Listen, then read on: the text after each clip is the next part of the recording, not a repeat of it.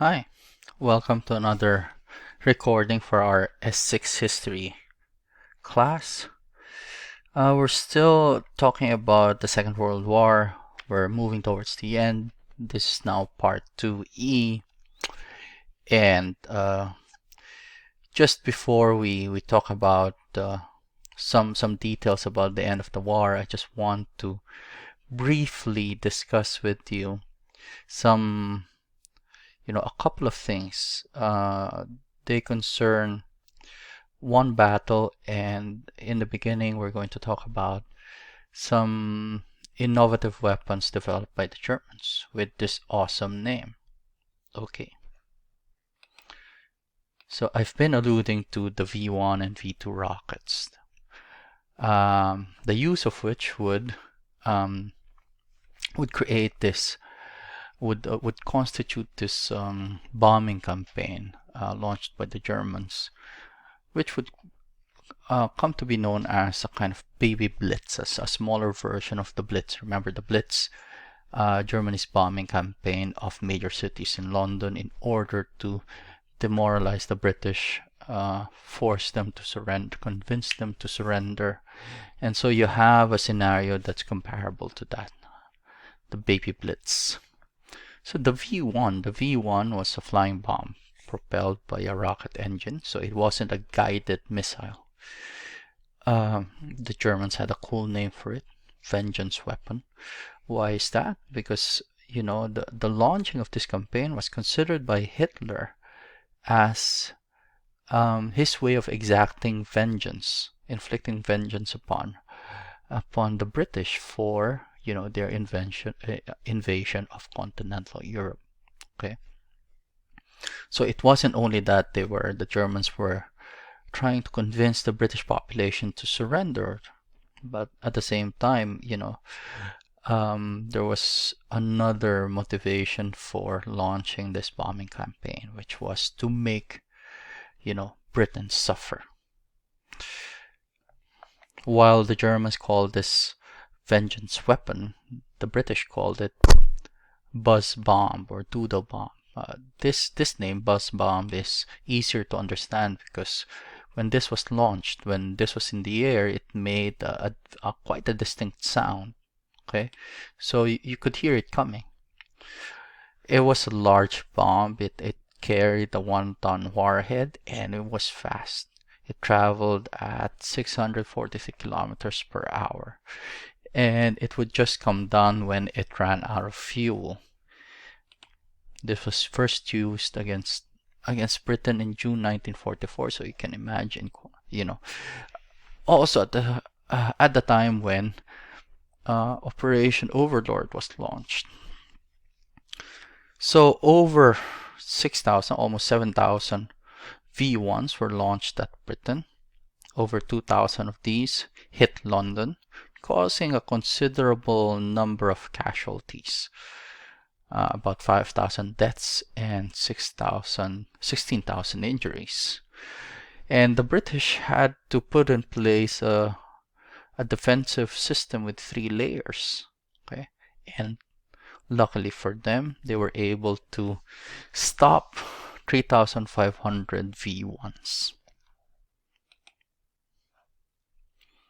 Later on, a little bit later on, as the Germans also developed another version of their vengeance weapon, the V2. Now, this was a little bit more sophisticated. It was a guided ballistic missile.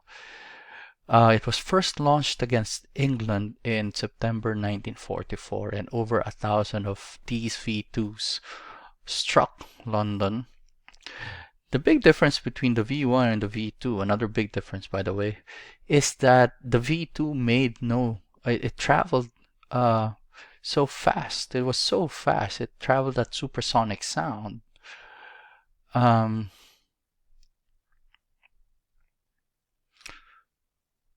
supersonic speed that you couldn't anticipate it, and in consequence, you couldn't defend against the V2.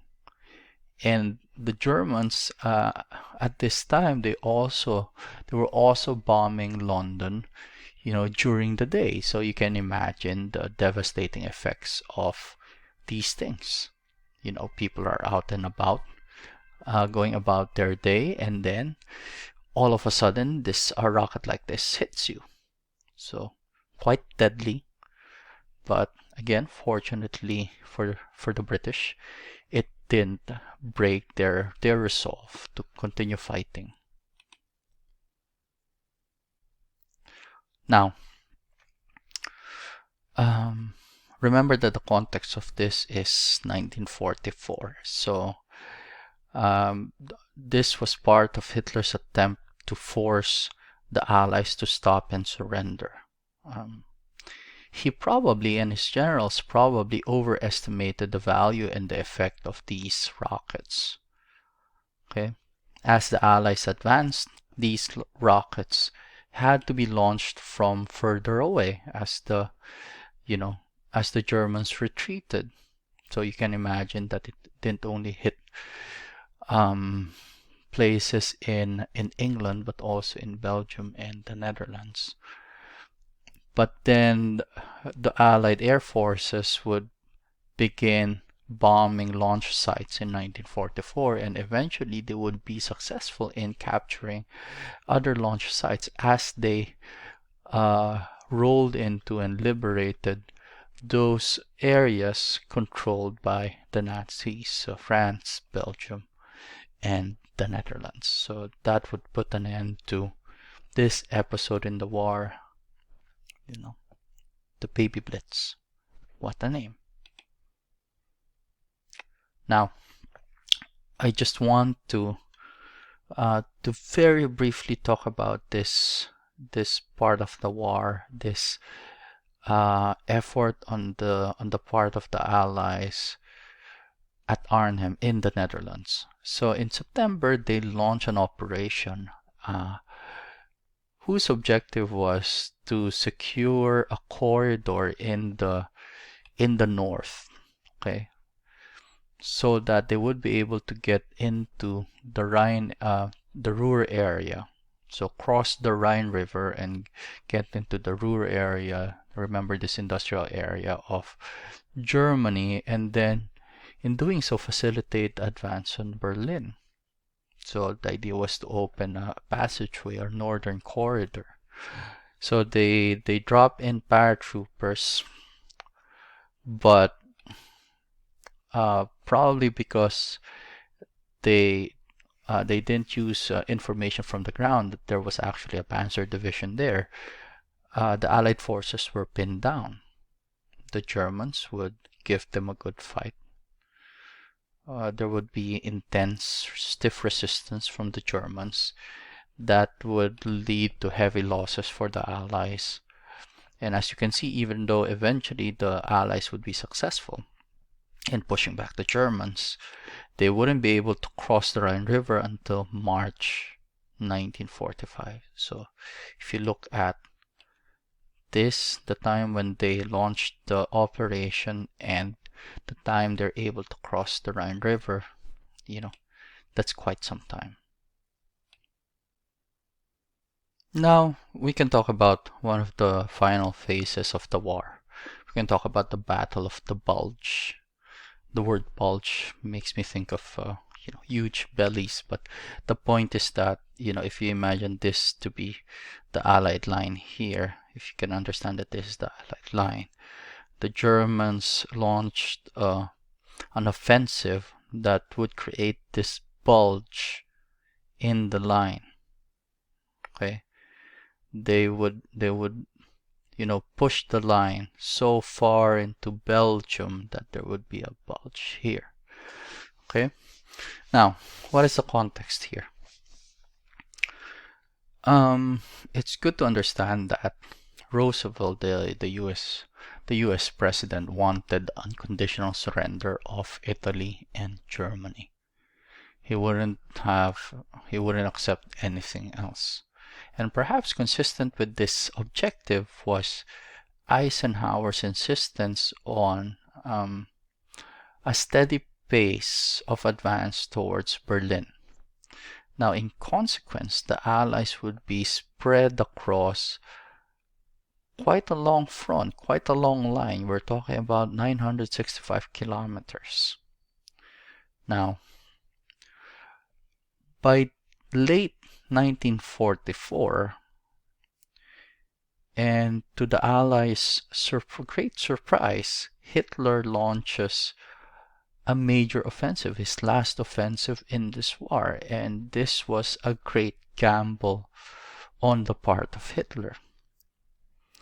So his idea was to dash across the Allied line, split up the Allied forces, make for Antwerp, capture the port in Antwerp,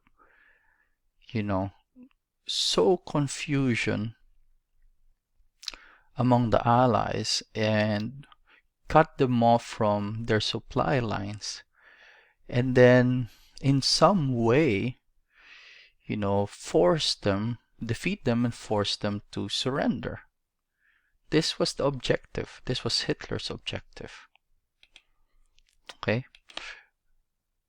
The Allies weren't expecting this. In some ways, it didn't make sense to launch an offensive during winter. You can imagine moving troops and moving armor, given the weather.